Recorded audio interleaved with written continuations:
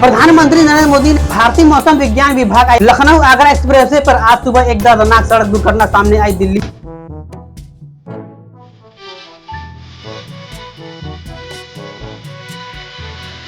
नमस्कार, आज हम कुछ मुख्य विशेष खबरों के बारे में चर्चा करेंगे। दिल्ली और आसपास के इलाकों में आम जनता पर महंगाई की दोहरी मार पड़ी है। पेट्रोल और डीजल के दाम के बाद अब सीएनजी के दामों में 2 रुपए प्रति किलो की बढ़ोतरी की गई। दिल्ली में अब नई कीमत 83.09 रुपए प्रति किलो हो गई है। वैश्विक तेल और गैस संकट को इस बढ़ोतरी की मुख्य वजह बताया गया है। प्रधानमंत्री नरेंद्र मोदी ने आज देश के प्रधान सेवक के रूप में अपने 12 साल के कार्यकाल का सफलतापूर्वक पूरा कर लिया। उन्होंने 26 मई 2014 को पहली बार प्रधानमंत्री पद की शपथ ली थी। इस खास मौके पर भाजपा अध्यक्ष नितिन नवीन समेत पार्टी के बड़े नेताओं ने उनके राष्ट्र प्रथम और विकसित भारत @ 2047 संकल्प विजन की सराहना की है।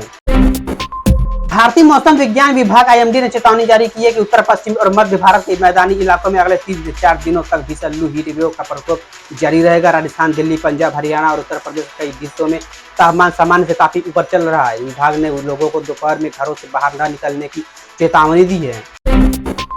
लखनऊ आगरा एक्सप्रेसवे पर आज सुबह एक दर्दनाक सड़क दुर्घटना सामने आई। दिल्ली से गोरखपुर जा रही एक निजी डबल डेकर बस अनियंत्रित होकर पलट गई। इस दर्दनाक हादसे में 6 यात्रियों की मौत हो गई जबकि 19 लोग घायल हो गए। घायलों को तुरंत नजदीकी अस्पताल में भर्ती कराया गया। पंजाब में हो रहे नगर निकाय चुनाव को लेकर मतदाताओं में भारी उत्साह देखा जा रहा है। दोपहर 12 बजे तक करीब 31.6% मतदान दर्ज किया गया। हालांकि इस दौरान रायपुर इलाके से तनाव वाली खबरें कुछ सामने आई, जहां कांग्रेस और आम आदमी पार्टी के समर्थकों के बीच झड़प हो गई। पुलिस प्रशासन स्थिति को नियंत्रित करने में जुटा हुआ था। केंद्र सरकार ने इबोला वायरस को लेकर हाई अलर्ट जारी किया। एयरपोर्ट पर कोविड जैसे प्रोटोकॉल लागू किए गए और विदेश से आने वाले यात्रियों की जांच बढ़ा दी गई। स्वास्थ्य मंत्रालय ने राज्यों को सतर्क रहने और मेडिकल तैयारियां मजबूत करने के निर्देश दिए। अब चलिए जानते हैं क्या होता है इबोला वायरस। देखिए, इबोला वायरस एक बेहद खतरनाक, जानलेवा, संक्रामक, तेजी से फैलने वाला वायरस है। यह इंसान और बंदर, चिंपांजी जैसे प्राइमेट्स में एक गंभीर बीमारी पैदा करता है जिसे इबोला वायरस डिजीज या इबोला रक्तस्रावी बुखार कहा जाता है। यह वायरस प्राकृतिक रूप से फ्रूट बैट फल खाने वाले चमगादड़ में पाया जाता है। देखिए, जब कोई इंसान संक्रमित चमगादड़ या बंदर के सीधे संपर्क में आता है तो यह वायरस इंसानों में आ जाता है। इसके लक्षण है अचानक तेज बुखार आना, मांसपेशियों और जोड़ों में दर्द होना, सिर दर्द और गले में खराश, उल्टी, दस्त, डायरिया और कमजोरी, शरीर के अंदरूनी अंगों जैसे लीवर, किडनी और बाहरी अंगों, नाक, कान, मसूड़ों से खून बहना शुरू हो जाता है। इबोला वायरस का मृत्यु दर बहुत अधिक है। इससे संक्रमित होने वाले 50 से 90% मरीजों की मौत हो जाती है। पहले इसका कोई सटीक इलाज नहीं था, लेकिन अब इसके लिए कुछ एंटीबॉडी दवाएं जैसे इनमाजिब और इवांग विकसित की जा चुकी है। आपको इबोला वायरस से बचाव के लिए इरिबेडो नाम की वैक्सीन उपलब्ध है। आपको बता दें कि इस वायरस की खोज सबसे पहले 1976 में अफ्रीका के कांगो देश में इबोला नदी के पास स्थित एक गाँव में हुई थी, इसलिए इसका नाम इबोला वायरस रखा गया और यह वायरस अभी हाल ही में अफ्रीकी देश में पाया गया था। IPL 2026 प्ले आपका मैच शुरू हो चुका है। आज क्वालीफायर 1 में रॉयल चैलेंजर्स बेंगलुरु और गुजरात टाइटंस आमने सामने होंगे। विजेता टीम सीधे फाइनल पहुंचेगी जबकि हारने वाली टीम को दूसरा मौका दिया जाएगा।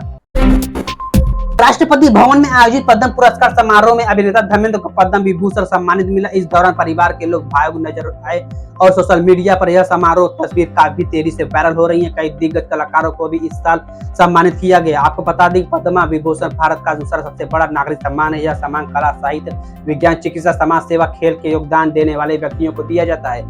इसकी शुरुआत 1954 में हुई थी और यह सम्मान भारत सरकार द्वारा हर वर्ष प्रदान किया जाता है।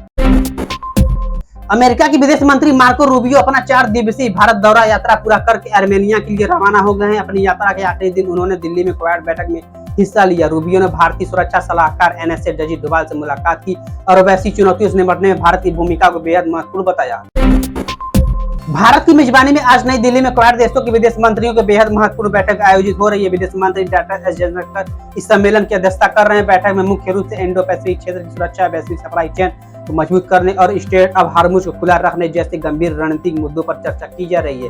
अब चलिए जानते हैं क्या है क्वाड। देखिए, क्वाड जिसका पूरा नाम चतुर्भुज सुरक्षा संबंध है, 4 प्रमुख लोकतांत्रिक देशों का एक रणनीतिक और अनौपचारिक समूह है। इसमें शामिल देश भारत, जापान, ऑस्ट्रेलिया, अमेरिका। इसका मुख्य उद्देश्य इंडो पैसिफिक हिंद महासागर क्षेत्र में शांति, स्थिरता और समृद्धि को बढ़ावा देना है, यानी हिंद महासागर और प्रशांत महासागर में जहाजों की सुरक्षित आवाजाही सुनिश्चित करना है और मालाबार नौसैनिक अभ्यास के जरिए चारों देशों की नौसैनिक के बीच तालमेल बढ़ाना और 5G सेमीकंडक्टर AI तकनीकों पर मिलकर काम करना ताकि किसी एक देश जैसे चीन पर निर्भरता कम की जा सके। तीसरा है जलवायु परिवर्तन से निपटना।